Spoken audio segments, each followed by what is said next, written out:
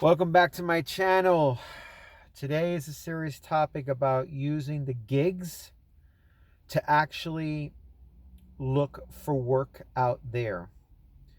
I kid you not. I just saw something on YouTube right now that just blows my mind, and this is why I do the gig work right now. And I'm going to give you this tip and trick so it better prepares you for what you're going to have to deal out there with. So, right now, I've actually been noticing that there have been ghost jobs that are being posted online where they're jobs that they post for people that are looking for work, but they're not real. And I am like, what the hell? I mean, do any of these companies have any common sense whatsoever? I mean, why in the hell would they do something like that? See, a company wants to have a level of loyalty from you. But when they do stuff like that, they're hurting people that they want them to work for their company. Okay? So common sense dictates, why would you do something like that? Why would you do or post a job in hopes that, you know, you're getting the person to apply for it and it's not real? I mean, or they either ghost you on a job interview and they let you know later on, without even reaching out to you, that the job was there or not in the first place, or if you even got hired. Just to give you a quick backstory on my friend who basically applied for a job, went on the first interview. It looked like she was going to get hired. She didn't hear anything back from the company, and I told her straight out, keep reaching out to the company until they give you an answer. And she did, and obviously she didn't get the job. Common sense dictates you could have called them back and told them that. Okay? Blows my mind. Blows my mind. Now, I remember that pre-pandemic when I left my job and I used this as a bridge income to get from one job to the next, that I was going to do exactly that. I was going to use the gigs to my advantage while I go out there and go job hunting. Because I know this shit's going to happen, okay? You're going to hit walls along the way. There are people out there that have degrees, masters, bachelors, and they are having such a hard time getting work, okay? So I say to you guys, if you have a car, if you have a good background check, start small. Get a DoorDash account. Generate some income. If you're living at home with mom and dad, or even if you're making it on your own, generate some kind of income, because the struggle is real. I know this for myself as well too. This is going to happen. If there is one day that I'm going to have to go out there and get myself a real job, okay, because I have no choice, all right, then the best strategy I'm going to use is to make sure that I use the freedom and the flexibility of my gigs to build it around each job interview. So in essence, if you're going to put these ghost jobs up, if you're going to try to hurt the morale of people that are trying to make a living, to make money, this is where I flip it on them by having the gigs. This is how you flip it on them by you guys having the gigs. By having the ability to still generate an income stream, whether it's doing YouTube content creation, whether it's doing DoorDash, whether it's combining DoorDash with Walmart Sparks, okay?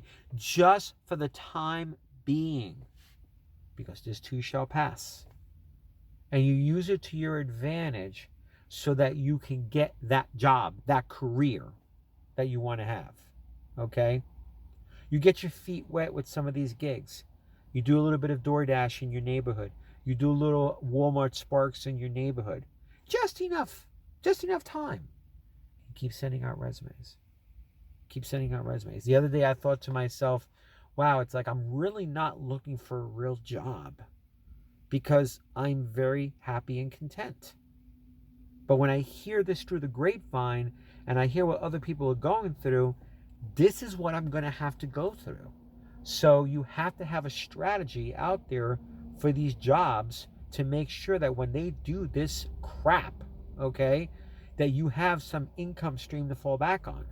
And that's where the gigs come in. You can say anything you want about the gigs. You can say anything you want about multi-apping. But the bottom line is, when jobs do stuff like this, who's right and who's wrong? You have to look out for number one. You have to look out for yourself. You have to be savvy. You have to put yourself as your own backup. Hey, when a time comes and I'm going to look for a job and I have no choice, notice how I say that, no choice. If God forbid something were to happen that I was to lose one of these apps, and all I had to rely on was just DoorDash and GrubHub, and I had no choice, then that would be my default to actually look for a job. But even when you're looking for a job and you're applying for a job, make sure, because it's like it's working itself just looking for a job. So make the time and have the time in between to go on interviews. And this way, if they don't hire you, or if it's a ghost job, it won't sting as much, because you can still generate income. You can still make money. You can still go out there and still generate an income.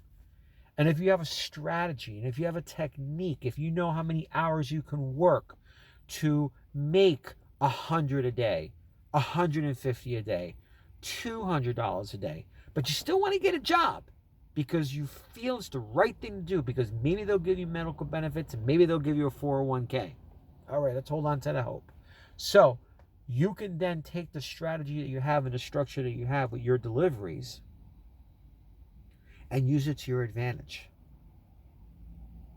Now let me do some calculations with you, okay? If you're making $150, let's lowball it. If you're making $150 a day times 5 days a week, you're roughly making $750 a week. You times that by 52, and these are earning potentials, okay?